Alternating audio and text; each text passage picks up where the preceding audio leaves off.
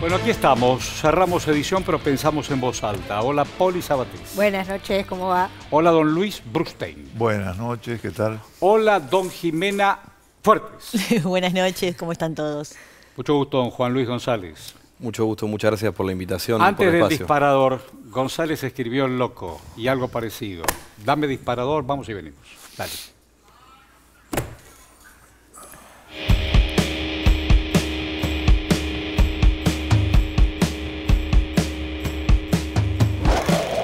¡No tengan miedo! ¡Vayan y den la batalla contra el surderío! ¡Que se la vamos a ganar! ¡No tengan miedo! ¡Somos superiores productivamente! ¡Somos superiores moralmente! Y esto no es una cuestión de mano dura, esto es mano justa. O sea, vas a la organización, sí, señor presidente. Claro. El Banco Central, ¿sabe de qué año es? ¿De qué año?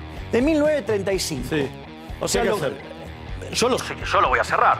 Si vos planteás como planteaste el otro día, y no te lo digo ni siquiera enojado, que uno puede tener el derecho de amputarse un miembro y venderlo si tiene una necesidad.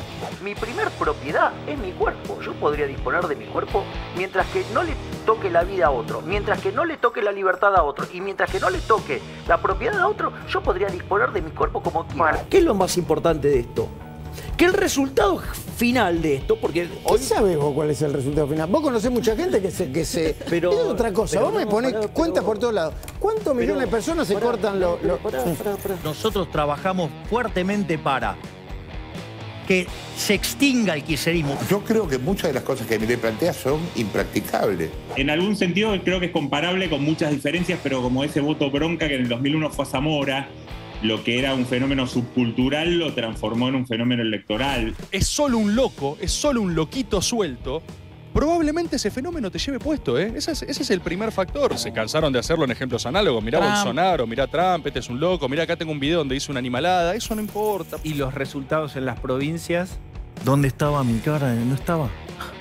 ¿En qué provincias vos reconocés haber formado un equipo? No, digamos nosotros, o sea, pero de vuelta. Eso no es extrapolable lo que pasa en una provincia a nivel nacional. ¿Quieren forzarlo eso? Ayer en un programa de televisión, para despegarse de la horrenda elección de Bussi, dijo, ¿ustedes vieron mi cara en la boleta? A ver, Javier, no podés ser tan turro. ¿Sabés qué, Larreta? Como el zurdo de mierda que sos, a un liberal no le podés ni lustrar los zapatos, sorete. Te puedo aplastar aún en silla de ruedas, a ver si lo entendés. ¿Sabés a dónde la vas a ir a buscar? Pelado asqueroso de mierda. Pelado asqueroso de mierda. Eso es un gusano asqueroso arrastrado capaz de hacer cualquier cosa. El nivel de creación en el caso ese fue extremo. A mí me insultó ya sin ningún eufemismo, directamente, con insultos y agresiones que yo nunca había escuchado. Así que yo no estoy de acuerdo. Él venía con una línea muy sólida diciendo son todos casta, ¿sí? Y ya viene dando señales de, bueno, con Macri se podría hablar, con Pato Bullrich se podía hablar, con esto se podía hablar. Yo tengo una muy buena opinión de la señora Bullrich. Y respecto al expresidente Macri, siempre dije que el problema no era las ideas de Macri. El problema era quienes lo habían rodeado. Ustedes están bastante cerca, ustedes dos. No. Digamos, yo lo veo cerca. Van a estar, también lo veo cerca. Yo lo veo cerca. Bueno, digo, es lo que vos ves. Ahí dice parte de la introducción del libro de González. ¿Qué pasa si en un país inestable aparece un líder inestable? ¿Qué tema, che? ¿Qué tema? ¿Quién es Milei? Milei, bueno, es el personaje que aparece en el libro. A mí de las cosas que más me llamó la atención, yo fui a buscar la historia de un político que es un fenómeno hoy en día y me encontré la historia de un hombre profundamente solo que tuvo una vida bastante compleja, desde lo que era el maltrato físico y psicológico en su casa, aparte de su padre y de su madre. ¿Y eso lo redime para que le grite a quien quiere votarlo o convencerme de que él es la solución? Yo ahí lo que intento es entenderlo a él, después cada uno obviamente saca sus conclusiones. Claro. Pero viendo toda la película uno puede entender por qué termina así gritando y tan enojado, porque no era solo la casa, digo, puertas para afuera, es el correlato de la violencia adentro, era que creció sin amigos, sin pareja, algo que mantuvo a lo largo de su vida. Usted sabe que hoy hay una novedad de alguien que vivió una situación extrema y ¿se acuerdan de Bloomberg? que nunca resultó ser el ingeniero, pero alguien que tuvo, la vida lo cruzó con la muerte, secuestro y la muerte del hijo. Pero entre otras cosas, mira lo que pasó hoy. Si uno quería ser candidato, integrar una lista, tenía que pagar. Sí, hay gente que pagó, me dicen, y hay gente que las usaron, como este señor que llamó, un tal Martín Urionaguena, que es el presidente del Parque Industrial de Tigre. Claro. ¿Cuánto pedían y quién pedía, Juan Carlos? Y aparentemente el que pedía era Kikuchi y el otro pareja y la mana. ¿Y cuánto pedían, Juan Carlos? Hay gente que pagaron, no sé, para un concejal $50.000, otros pagaron no sé qué. Entonces esta gente, lo más grave de estos que han hecho lo que todos creíamos ¿entiendes? Que un negocio con la política. Sí. Bueno, Poli. Bueno, mencionabas recién la soledad de Milei y viendo esto que vimos recién y también con lo que se habló en las últimas semanas de que hubo partidos con personería jurídica que integraron su alianza únicamente para después poder presionar un lugar. ¿Cuánta gente de confianza tiene, cuánta gente suya tiene Milei y cuánto está rodeado por gente que está usándolo, digamos? No, y el círculo es bastante cerrado. Ahí el libro también lo recorre, que es que yo creo no fue el caso de Milei, pero si uno quiere hacer política, alguien que nunca hizo política y tiene que armar un partido nacional en 2 años, es una estructura bastante compleja. El libro sigue el paso a paso. Yo diría que hay un momento clave en la biografía política de Milei, es cuando las PASO saca el 13% en el 21 y cambia completamente el partido, porque nadie en ese esquema imagina que le iba a ir tan bien, y es muy interesante seguir el paso a paso de cómo se van sacando a los liberales más puros, si se quiere, o a los libertarios, y a cambio van poniendo ya ni siquiera la casta, que es lo que Milei dice combatir, sino la resaca, te diría, de la casta, la tercera línea de la casta, como sería, si se quiere, Carlos Kikuchi, un operador que es bastante impresionante, pues llega en el arranque del 2022, cuando el partido estaba en franco apogeo y no había participado el año anterior, y logra monopolizar el armado, a pesar de que no tenía ni la trayectoria, ni los contactos, ni la espalda, ni nada por el estilo. Lo que termina, el correlato lógico de eso es este mal armado a nivel nacional. Blumer iba a ser candidato a concejal en San Isidro y lo bajaron. ¿No? Sí, sí.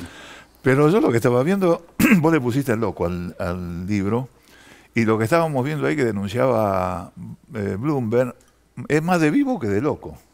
Bueno, ahí es un misterio. Yo me animaría a decir que Milei en esta cosa tan chiquita, no chiquita digo en el sentido del, piensen que él está en esta cosa mesiánica de que Dios lo eligió vía el contacto con... Está en eso, realmente cree eso. Sí, él dice haber visto la resurrección de Cristo 3 veces, tiene una medium que entrenó a la hermana, que lo comunica con el perro muerto Conan, con uno de los 6 clones que Conan muere en el 17, antes lo manda a clonar, llegan 6 clones de Estados Unidos, uno muere al año, los clones de animales tienen menor esperanza de vida, él lo llama el angelito, y entre el angelito y el Conan que murió... ¿Es un hombre de fortuna él?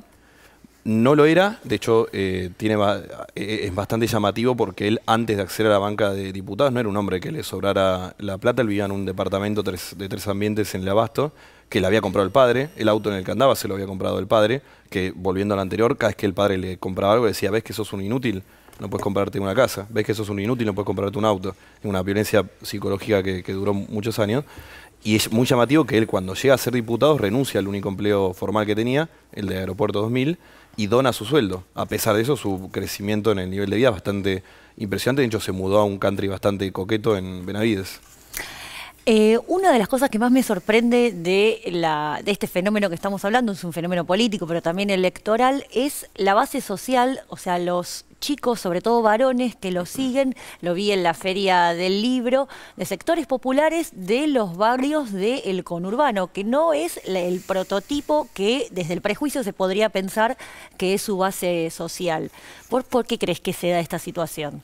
Yo creo que ese es uno de los fenómenos más interesantes de esta llamada nueva derecha, que por un lado, viéndolo de arriba, bueno, la Libertad Avanza tiene una política clara de ir a buscar a esos chicos. No es ya, si se quiere, como el partido de la UCD al Sogaray, que era más elitista. Acá, Milei, de hecho, la campaña 21, no solo le fue mejor en la Comuna 8 y A4, sino que constantemente iba a los barrios populares a hacer actividades y tiene un discurso para ellos.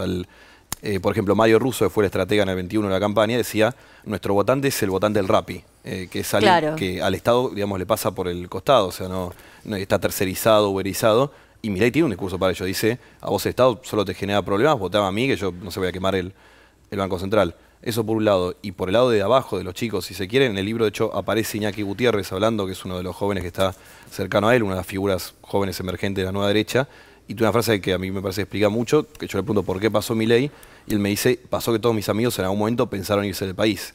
Hay que tener en cuenta que en esta elección, en el 23, van a votar por primera vez, los chicos nacieron en el 2007, que solo conocen una inflación de 2 dígitos para arriba, y cada año con más inflación que el anterior. Le iba a hacer una pregunta, porque en el libro vos ponés que un empresario lo descubrió y decidió impulsarlo a la política. Sí. ¿Quién es? Es Eduardo Erruiquian, que él era empleado en el aeropuerto 2000, y hay un paso a paso bastante interesante como Milei surge como figura mediática a la par que Erruiquian, es historia pasada, pero Erruiquian tenía un conflicto bastante importante con el entonces gobierno de Macri, le querían arrebatar la concesión de aeropuertos en Ezeiza y en Aeroparque.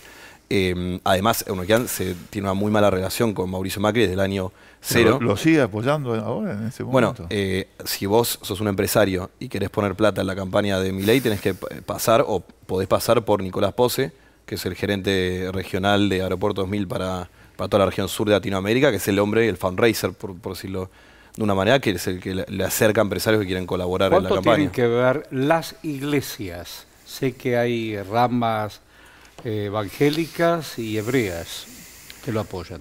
Yo diría que no demasiado. En un momento en el 21 él tiene como un acercamiento bastante importante con algunos sectores del judaísmo. De hecho ahí llamativamente es donde él empieza a decir que se está convirtiendo al judaísmo, quiere estudiar la Torá después de que se retire, pero eso también tuvo un cortocircuito muy importante cuando en el arranque del 22 se le empieza a hablar de vender niños, vender órganos y esas cosas que obviamente a la religión no le terminan de cerrar, y desde entonces me parece de relación distante. Sí hay un personaje interesante ahí que es el rabino de él, Axel Waynash, que es un hombre de constante diálogo con él, todos los días habla por WhatsApp y le manda algún pasaje de la Torá para que lea, cada 2 semanas tienen reuniones bastante profundas a nivel espiritual, y hay quienes en La Libertad Avanza dicen que no es solo un consejero espiritual, si se quiere, sino que cada tanto le mete algún condimento político.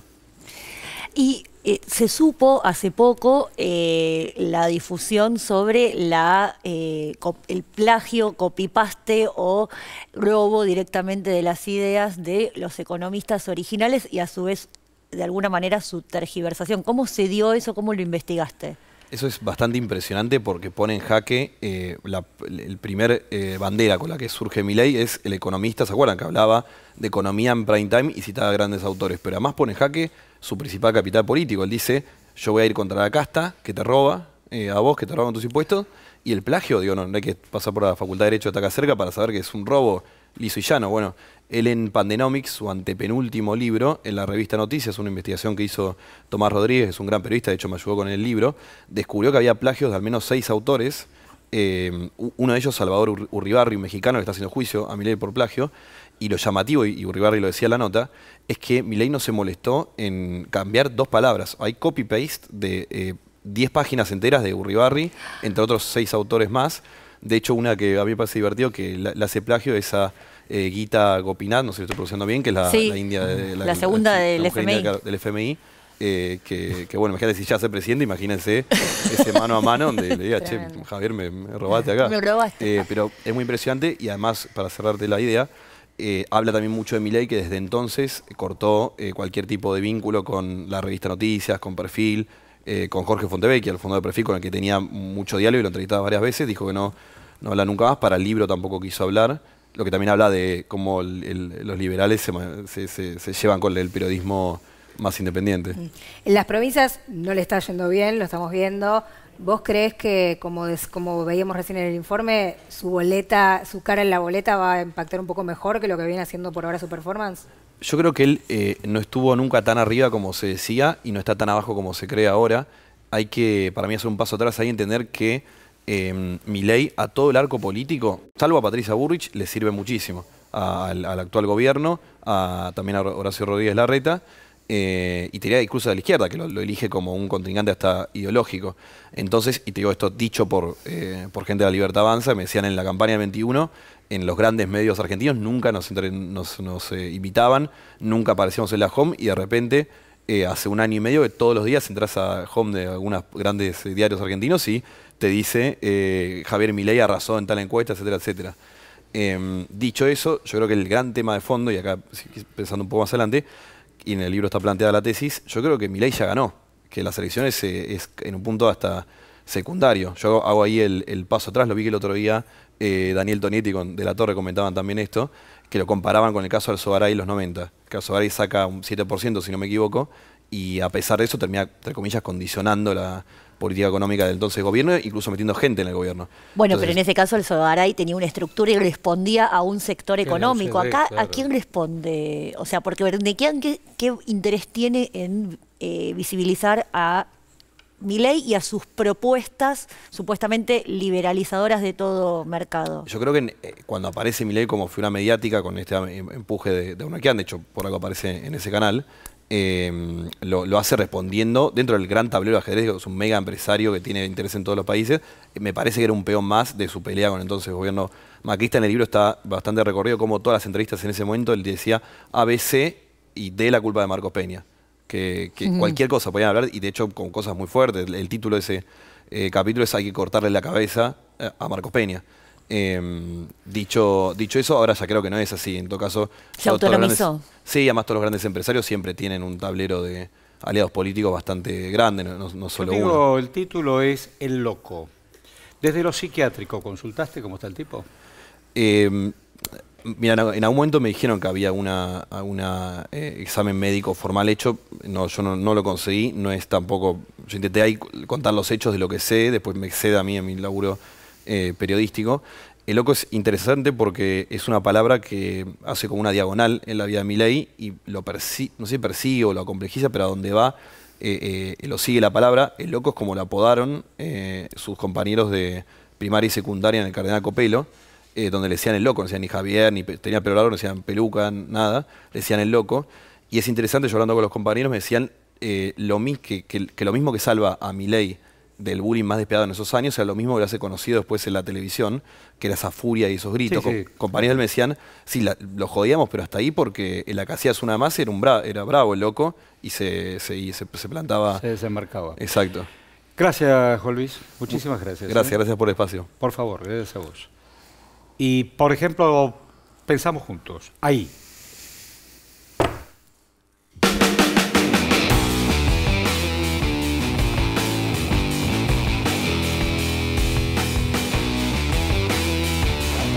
Nuestros equipos técnicos conocen cada centímetro de la ciudad, la viven, la trabajan, la piensan, están obsesionados con la ciudad. No es que están en un municipio, en otra provincia y ahora de golpe vienen para acá.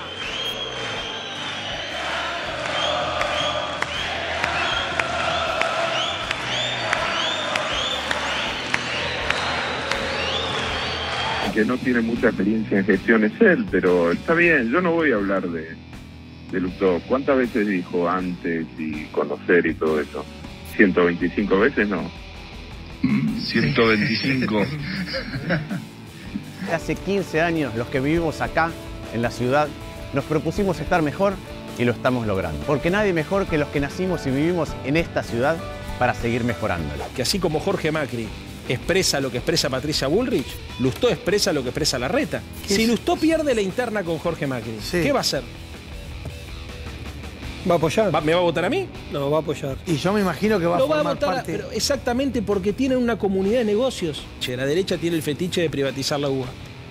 No sé por qué tiene ese, porque tampoco es que presupuestariamente es tanto, pero tienen ese fetiche. La Argentina es el país con más universidades públicas de América Latina. Tiene 56 universidades públicas y tantas o más universidades privadas. Sin embargo, esas universidades hoy están vacías de alumnos. Tenemos casi la mitad de la matrícula de alumnos extranjeros. Los argentinos quedan en un cementerio en el colegio secundario. Sorprende la ignorancia de Patricia Bullrich, ¿no? Porque no es que le erró por 2-3 puntos porcentuales, su análisis surge de una equivocación muy profunda. Se habló de la mitad de los estudiantes cuando no llegan al 4%. Que hay que seguir recorriendo y caminando. Y obviamente no descargar a veces esas miserias que uno escucha en las primarias respecto del otro con el que va a tener que estar junto el día posterior a la elección, ¿no? Mi confrontación es con la inseguridad. Yo no confronto con las personas, jamás me vas a ver criticando, cuestionando, agrediendo a gente de Juntos para el Cambio, nunca. Pero yo les quiero preguntar, ¿ustedes tienen ganas de que se meta en la campaña Cristina? Que recorra los lugares, que nos dé una mano la compañera, que la necesitamos todos los argentinos y las argentinas.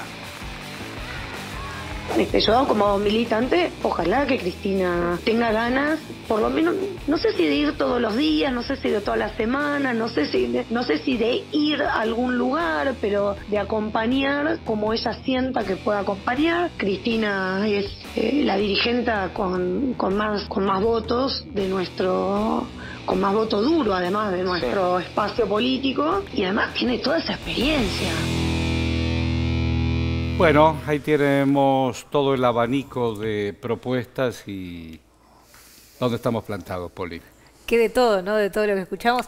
Voy a arrancar por la ciudad, si les parece, porque lo veíamos ahí al principio del informe de los cruces. Veíamos a Santoro preguntando a quién va a apoyar Lustó si pierde. Yo me pregunto a quién va a apoyar Jorge. O sea, me pregunto qué va a hacer el PRO si pierde la ciudad de Buenos Aires. ¿Se imagina? Pero es muy concreto Santoro cuando dice que uno es continuidad del negocio del otro. Bueno, pero Larreta está casi falta que diga apoyo a Martín Lustó porque viajó con él a San Juan en el acto de Lustó del otro día, estaba su gabinete presente. Me parece que va a estar interesante. Va a estar interesante. ¿Y usted qué piensa, Luis? Yo voy a hablar más de Patricia Bullrich. Al tema de la universidad, contame, porque el tema ese de la universidad me parece de un nivel de locura que tendría que estar en el libro que... Y de ignorancia. Hizo González recién. Ella confundió los tantos, confundió porque no existe eso de que el 50% de la matrícula sean alumnos extranjeros en las universidades públicas. No existe. Creo que el 5%, lo estaban aclarando ahí recién. Menos del 5, sí. ¿Puede confundir una cosa tan grosa? Yo creo que no. Yo creo que lo hace a propósito, porque lo que ella quiere que sobresalga es el discurso xenófobo. Parte del discurso central de ella, además de la mano dura, es la xenofobia. O sea, hablar contra los extranjeros, y bueno, mira Francia, después podrá decir, me equivoqué con este número, pero la carga xenófoba. No quiero boliviano, no quiero a nadie, no quiero bolivianos en los hospitales, no quiero paraguayos en la universidad, no quiero. Entonces, bueno, es propio de todos los regímenes de derecha o neoliberales en donde se achica el Estado, se achica los derechos y claro, no alcanza para todos y que la Liga es supuestamente diferente. Lo que pasa es que me parece que el nivel de equivocación esta vez, yo coincido con lo que vos decís, quiere instalar una política de la exclusión, pero también me parece que haber logrado por tanto da cuenta de que a Patricia Bullrich, cuando la pones a hablar de temas que exceden la seguridad, hace agua, incluso hasta para instalar los prejuicios. Recordemos cuando habló de la inflación y la deflación, que confundía los dos términos como si fueran lo mismo, y me parece que la falta de solidez en algunos temas, en momentos en donde, claro, ya se acerca el cronograma electoral y tenés que hablar de todos los temas, no solamente de tu especialidad, es donde ahí me parece que en la interna con el PRO, donde del otro lado está Rodríguez Larreta, que tiene una formación demasiado coacheada a la hora de hablar. Fíjate que nunca sale de las frases que ya tenía pensada, armada de antemano. Eso no lo hace Bullrich. Bullrich se larga. Hay algo que estaba pensando cuando dudabas de quién con quién, sobre todo Larreta Lustó, era previsible, y hasta un diario importante de circulación rechazaron las impugnaciones contra, como ese hombre no vive en Vicente López, y puede ser, no, pero para la justicia no. Sí, era, como decís vos, era previsible. Creo que nadie de nosotros esperó que la justicia vaya a impugnar la candidatura. Y aparte el diario Trompeta, viste que puso anticipando el fallo. Digo, qué bárbaro. Periodismo de investigación. Total. Claro, total. la anticipación. Bueno, pero hay que ver después la representación política que tiene uno en un distrito que no es el propio, ¿no? Porque después hay que gobernar una ciudad en la que no tenés, digamos, una conexión, una legitimidad, una conexión. Va a ser difícil también si eso llega a pasar. A mí lo que me llama la atención es que los que plantean algunos se lo rebotan, como en este caso, que rebotaron el planteo de la izquierda con relación a Jorge Macri. Sí. Y lo que plantean otros se lo aceptan, porque el San Juan sí. perdió el peronismo porque no pudo llevar el candidato que habían elegido y la Corte te lo cortó. En la interna. Y la Corte se lo cortó. Como diría don Maradona, pero me cortaron la pierna. En la ciudad es al revés. ¿Viste? Siempre bueno, la rechazo. Es que en San Juan también lo que pasó es, además de la intervención que se vivió de alguna manera, incluso en Tucumán también, como la intervención de los porteños hacia adentro de cómo manejarse en tu propia provincia, también lo que pasó es que el peronismo en San Juan fue dividido. Está dividido. ¿Por qué fue dividido? Pues tienen ley de lemas ellos. Tienen ley de lemas, sí. Pero de igual modo lo que estás mostrando es que hay dos liderazgos, no uno. Claro, Uñac fue vicegobernador de Gioja, claro. Y después se separaron los dos, y normalmente hay internas entre ellos. Históricas. Yo quiero disentir con Luis, que no sé si perdió exclusivamente por la intervención de la Corte. Me parece que quedarnos solo con esa lectura quizás puede ser peligroso. Hay otros factores, me parece que hay que hacer una lectura más de cómo está el peronismo y cómo está la oposición, ahora oficialismo en la provincia, y no sé si lo circunscribiría tanto o exclusivamente a la decisión de la Corte. La verdad es que no tenemos manera de saber qué hubiera pasado. ¿Sabés por qué lo digo? Porque en la interna sacó muchísimo más votos Uñac que lo que sacó el hermano en la general. O sea, ahí la elección del candidato fue decisiva. Lo sacaron a Uñac y el hermano no tuvo la cantidad de votos que tuvo ¿Qué cosa el tema de los hermanos? Che, bueno, tenemos 30 segundos cada uno y me fui.